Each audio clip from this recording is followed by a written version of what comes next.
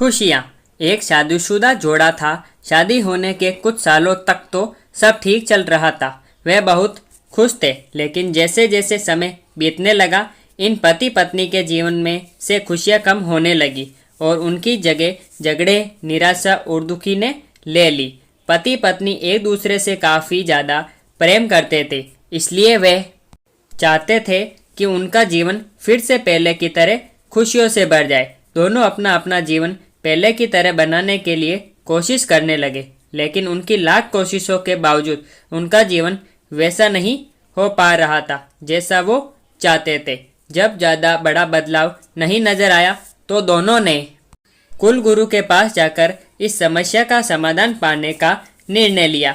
वे अपने कुल गुरु के पास पहुँचे और उन्होंने अपनी समस्या के बारे में विस्तार से बताया। उनकी बात अच्छे से सुनने और समझने के बाद कुलगुरु ने उन्हें एक उपाय बताते हुए कहा कि अगर आप दोनों किसी ऐसे जोड़े की खोज कर लेते हो जो संपूर्ण रूप से खुश है, तो उसके कपड़े का एक टुकड़ा ले लेना। बस उसी दिन से आपका जीवन बदल जाएगा और आपको वैसा जीवन मिलेगा जैसा आप चाहते हो। पति पत्नी इस उपाय को सुनकर खुश हो गए। उन्हें लगा ये अच्छा है, क्योंकि उन्हें ऐसे जोड़े की तलाश करने में ज़्यादा समय नहीं लगेगा जो पूरी तरह खुश हो, और साथ ही साथ उन्हें थोड़ा घूमने का भी मौका मिल जाएगा। इस जोड़े ने सोचा, सबसे ज़्यादा सुखी जोड़ा वही हो सकता है जिनके पास धन धान्य की कमी ना हो। इसलिए उन्होंने सबसे पहले अपने राजा और रानी को मिलकर उनसे पूछना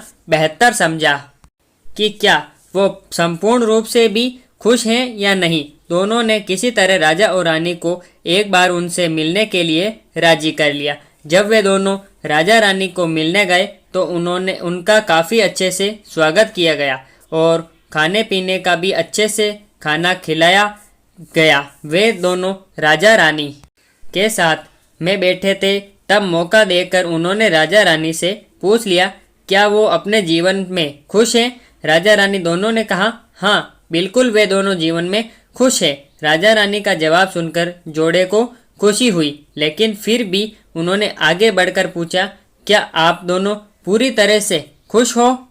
राजा रानी का जवाब सुनकर जोड़े को खुशी हुई, लेकिन फिर भी उन्होंने आगे बढ़कर पूछा, क्या आप दोनों पूरी तरह से खुश हो। ये सवाल सुनकर राजा रानी के चेहरे पर थोड़ी सी उदासी छा गई। राजा ने कहा, हालांकि भगवान ने हमें जीवन में हर वह वस्तु दी है जिसकी ज़रूरत होती है, या यूं कहूँ कि ज़रूरत से ज़्यादा ही दी है, लेकिन एक संतान सुख अब तक हमें नसीब नहीं हुआ।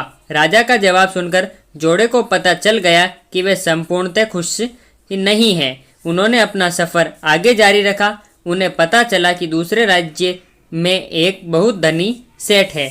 इस सेठ के पास धन दौलत के साथ साथ बाल बच्चे भी थे, इसलिए उन्होंने उनसे जाकर पता करना चाहा कि क्या वे पूर्णतः खुशी से हैं या नहीं। उनके घर पर एक दो दिन रहने के बाद यही सवाल उनसे पूछने पर सेठ और सेठानी का कहना था, सब कुछ होते हुए भी वे पूर्ण रूप से सुखी नहीं हैं, क्योंकि उनके 4-5 बच्चों को संभालने में उनका पूरा वक्त चला जाता है और उन्हें अपने जीवन में बाकी सुख भोगने के लिए समय ही नहीं बचता।